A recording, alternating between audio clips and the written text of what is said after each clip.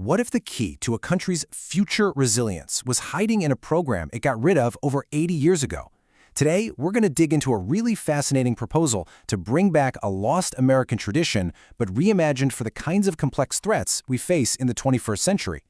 So you see this emblem here? It's really the heart of a pretty bold idea. A new U.S. Army auxiliary called the National Civil Defense Leadership Program. We're going to break down the formal proposal behind this logo, which basically argues that one of the best ways to get ready for the future is to take a hard look at the past. And this really gets to the core of it all. Framed as a simple question: what if summer camp could prepare an entire nation for a crisis? I know, it sounds a little out there, right? But this idea actually has some surprisingly deep roots in American history. To really get what this new proposal is all about, we've got to go back in time. We need to talk about that lost tradition, the original Citizens Military Training Camps, or CMTC. And honestly, a lot of people have never even heard of them. So picture this. From 1921 all the way to 1940, the U.S. government ran this program that was, for all intents and purposes, a giant national summer camp for preparedness. It was totally voluntary, lasted 4 weeks, and you could move up through different levels of training. But here's the absolute key. There was no obligation to join the military afterward. None. This was all about building skills and a sense of citizenship. And get this, this wasn't some tiny little experiment. No way. We're talking about 400,000 Americans who went through this program over 2 decades. Just think about that for a second. The ripple effect of having such a huge chunk of a generation with a shared baseline of discipline, practical skills, and a mindset of readiness. So you might be wondering, what made it so successful? Well, a huge part of it was how accessible they made it. You didn't get paid to go, but the government covered literally everything else: your food, a place to stay, all your gear, even your travel to get there. That just blew the financial doors wide open for anyone who wanted to join, no matter what their background was. Okay, so that's the history lesson. That was then. But let's be real. Why on earth would we bring something like this back now? What's going on in the 21st century that makes this idea relevant again? Well, this slide really lays out what the proposal calls the preparedness gap. The thing is, we don't really have a national system to train civilians before a crisis. Our volunteer efforts are kind of all over the place. So what happens? A disaster hits, and we end up relying on good people who want to help but often don't have the training. And sometimes, that can actually make a chaotic situation even worse.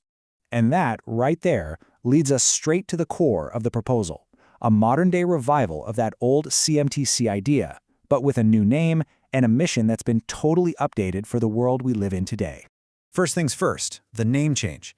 This is really deliberate. Moving from Citizens Military Training Camps to the National Civil Defense Leadership Program sends a crystal clear message. The focus is not on combat. It's on leadership and supporting our communities during emergencies at home. You know, civil defense. And the structure? It actually borrows a page right from the original's successful playbook. It's a clear path forward. You start with the basics, you learn to be a solid team member, then you learn to be a team leader, and if you stick with it, you can even become an instructor yourself. It creates this awesome, self-sustaining cycle of training. So what would you actually learn? Well, the curriculum is basically built on 2 main pillars. On one hand, you've got hardcore civil defense skills, like emergency management, shelter logistics, and first aid. On the other hand, you've got these foundational military-style skills that are all about building discipline and leadership, which includes things like strictly supervised firearms familiarization and safety. Okay, so that's the plan. But this brings up 2 really big, really fair questions. 1, is there any proof that a model like this can actually work today?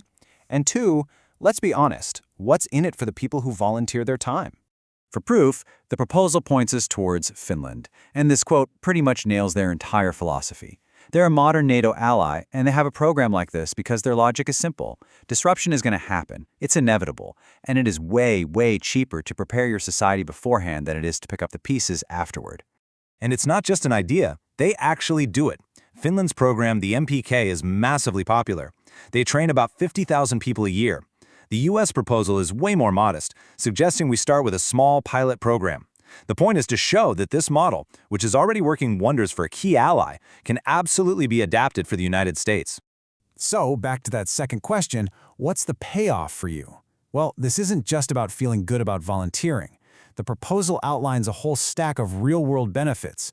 We're talking actual college credits, national certifications from places like FEMA, credentials you can stick on your resume, a stipend to help cover your costs, and hey, even a leg up if you decide later you want to join the military. All right, let's talk money. The price tag for a pilot program, somewhere in the neighborhood of $6 to $10 million a year.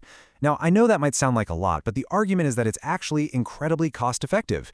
We're talking way cheaper than trying to build this level of civilian readiness using traditional big-budget military programs. Now, whenever you talk about an idea like this, some pretty serious questions and, let's face it, misconceptions are going to pop up. So the proposal tackles them head-on, and we're just going to run through the biggest ones right now. And here it is. This is probably the #1 question on everybody's mind. Is a program like this just some backdoor attempt to create a militia or to militarize the general population? The source material gives a very clear, very firm no.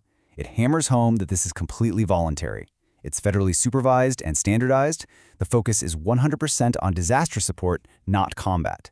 And it's modeled after programs that are seen as stabilizing forces in other democratic countries. Okay, fair enough. But the next logical question is, wait a minute, don't we already have the National Guard for this kind of thing? How is this any different?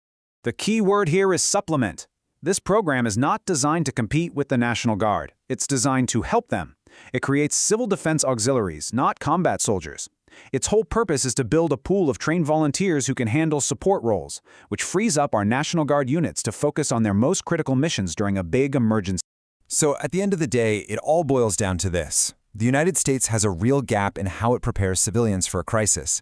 And this proposal argues that the solution isn't to invent something brand new, but to bring back a proven American idea and just update it with modern standards and the best practices we've learned from our allies.